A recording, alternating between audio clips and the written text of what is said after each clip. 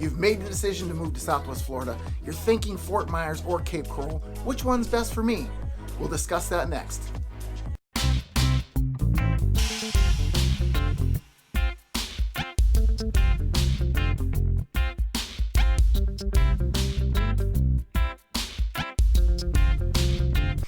Hey everybody, my name's Craig Cunha. I am a real estate agent with John R. Wood Properties right here in Fort Myers, Florida.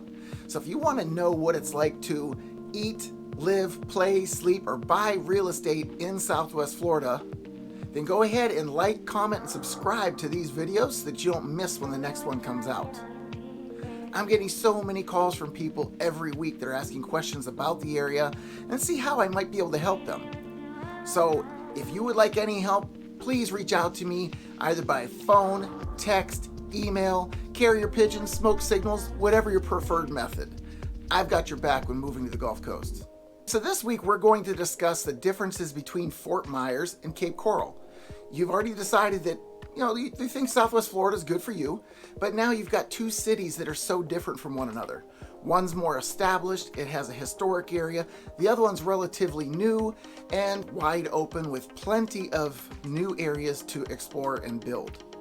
So when you're thinking of moving to the area, a lot of folks want to try and find something based upon where I'm going to work. What's my commute going to be like to work?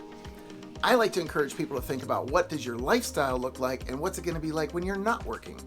Because those are the times that you're going to be seeking out the types of things that we're going to discuss today. First thing I want to discuss is the home values. Fort Myers home values are generally going to be higher. There's normally going to be a little less inventory as well. The area is completely built up. There's very little room for new development unless you go all the way out east. As far as Cape Coral, yes, the values are a little bit lower, but that makes your purchasing power that much better. So if you're looking for a home in Cape Coral, you can expect the median price right now right in the $285,000 range. And for Fort Myers, you're looking about $315,000. Again, those are medians. Yes, you can find better values than that. And also you're going to have some luxury homes that are going to balance that out. If you're particularly attracted to waterfront properties, then you're going to be looking in Cape Coral because there's going to be many more options that are going to be more affordable for you. As far as the locations of each of these cities, Fort Myers is right off of I-75. So if you're somebody that wants to travel to cities nearby like Tampa, Miami, Orlando, any of those kinds of places, being as close to 75 as possible is going to be more advantageous. If you're a beach goer, that's another place that you definitely want to consider because Fort Myers is right next to Fort Myers Beach. So the commute there is going to be very easy. If you aren't that attached to it and won't be doing it as often, Cape Coral is going to be a better option for you. It might take you about half hour, 45 minutes, best case scenario, and that's not considering the seasonal traffic. The other thing you want to take into account is the airport. How close do I need to be to the airport? Do I travel a lot? Is that going to make my life more convenient? As far as shopping goes, you'll have many more options for shopping being in Fort Myers. In fact, we're going to discuss a few of the things that you can find there that you can't find in Cape Coral at all. When we're talking about the two cities, you have bridges in between because Cape Coral sits as a peninsula. There's the Veterans Bridge and the Cape Coral Bridge, as well as the US 41 that's on the north side and also Business 41. The ones to the north, there's no fee.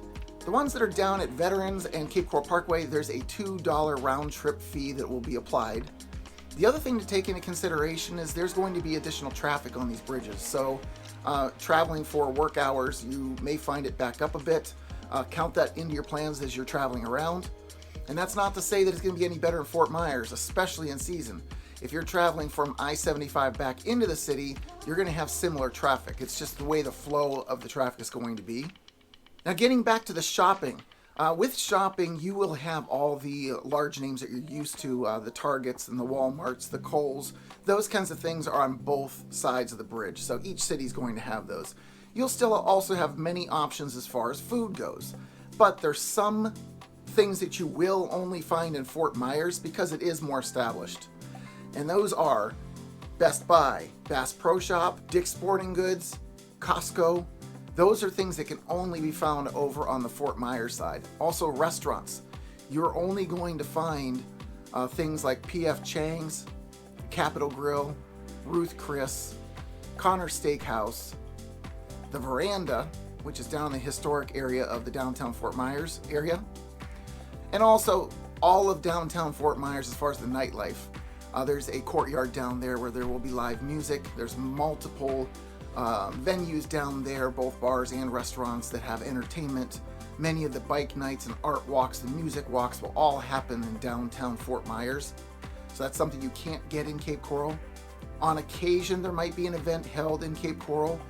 They will have some also art walks and farmers markets and things of that sort to keep things going.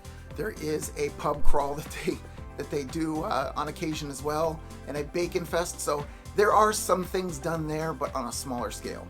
Now, one thing you will only find in Fort Myers, I mentioned the historic area. Well, that's where the Edison and Ford estates are. So it's a great place to go and take your family, all your visitors, show them what it's like. This is what really made the area blow up at one point, is when Edison and Ford started using the area. They kind of let it be known, this secret little place for people to come and how wonderful it is. But their estates are still there right on the river, and in the Christmas time, they will light the whole place up. It's absolutely gorgeous. It is a must-see. Now, because Fort Myers is more established and older and more mature, it's also more condensed. There's very little open space within the city confines, and Cape Coral is still a young city. It is a lot bigger landmass-wise and has a larger population, but it's because of that landmass that there's so much space. So if you're somebody that likes to spread your wings a little bit, you don't want people on top of you, that might be a place for you. As far as education goes, universities are only going to be found in Fort Myers. Fort Myers' two largest ones are FGCU, Florida Gulf Coast University, and FSW, Florida Southwestern. Those are the largest state schools we have. Then there's a number of, I'd say a good half dozen or so additional universities that you can learn technical skills at, but those will not be found in Cape Coral. Other types of entertainment that you can find, and this is more for the family, but there are numerous golf courses. Pop Stroke, which is Tiger Woods' new miniature golf, is coming in. We also have Top Golf that's going to be coming in right next to I-75. There is the Defy Trampoline Park, the Sky Zone Trampoline Park, Zoomers. Cape Coral will have a couple of things that are a little different as well. The water park, Sunsplash, you'll find that only in Cape Coral. There is one other outlet for entertainment with go-karts. It has an arcade and batting cages, and that's Gator Mike's. There's one or two miniature golf courses, and the rest of your entertainment that is of that sort would have to be found in Fort Myers. Additional entertainment that can be found is the spring training games. So the Red Sox have JetBlue Park out by the Gateway area. It's just east of I-75. Then the Miracle, they play at Hammond Stadium. That's right off of 6 Mile Cypress. Both Fort Myers locations.